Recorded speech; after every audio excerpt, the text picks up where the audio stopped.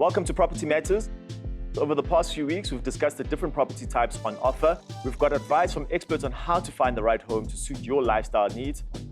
We've looked at some of the pitfalls and the dangers of not doing a proper inspection and got tips on how to calculate what you can afford.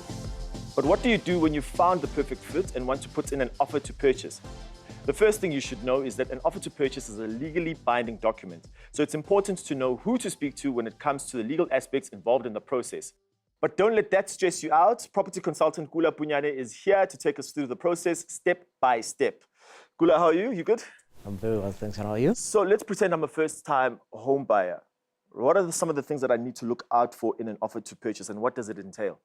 It's a document which the purchaser signs, and it stipulates the amount and the terms and condition he or she is prepared to buy the property.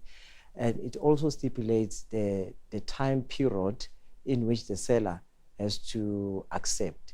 And once the seller has accepted the offer to purchase, it then becomes a valid binding agreement. So who's involved in drafting this legally binding document, and what are some of the costs associated with an offer to purchase? So the parties involved in the offer to purchase is the seller and the buyer. We as the agents, we are there to look after the best interest of both of them. The attorneys and the agent can draft the document, usually at no cost. It all depends on the complexity of the offer to purchase, like your 15 million up properties, your commercials, your development, Because remember, the agents, they charge the commission, which is payable by the seller. And you can also get the offer to purchase from the local shops, which is not advisable because it does not have enough clause to protect you as a buyer. So rather go through the agent, they will give you the offer to purchase with the right clause, So within this legally binding document, the offer to purchase, there are a lot of clauses that are sometimes very confusing. Can you please elaborate further on what these clauses are, what they mean, and what the buyer should look out for? There are like special conditions. You buy the property subject to a seller painting the house, or maybe fixing whatever tiles or fixing the garage. So we call them special conditions, you understand? So on the offer to purchase, not necessarily that you change everything, because remember, offer to purchase is designed in such a way that it will favor both the buyer and the seller. But you as the buyer, you are allowed to say, this is what I want. So in the event that I change my mind after I've signed this offer to purchase, what happens? Do I get into trouble? Any property that is less than 250,000, there's a 5 days cooling off period. If the buyer thinks on the 4th day doesn't want the property, it's okay.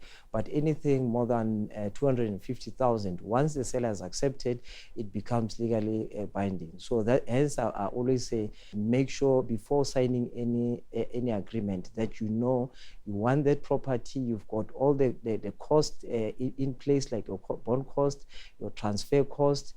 You've done your pre-assessment, because you can end up paying the agents, the attorneys for the wasted cost, and the damages suffered by the seller. So you can only pull out of the deal if all parties agrees. But if the seller has signed and then you want to pull out for your own reasons, maybe you saw another property, then that can actually put you in trouble. Gula, thank you so much for coming through, my brother. I really appreciate it. Thanks for having me, Chamba. It's important to knock on the door of a property specialist or attorney when you're ready to submit an offer to purchase. Before you sign anything, make sure you've read the document carefully. Make sure you understand everything, and if not, don't be afraid to ask an expert. You do not want to be in a situation where you end up suffering from that thing that we call buyer's remorse.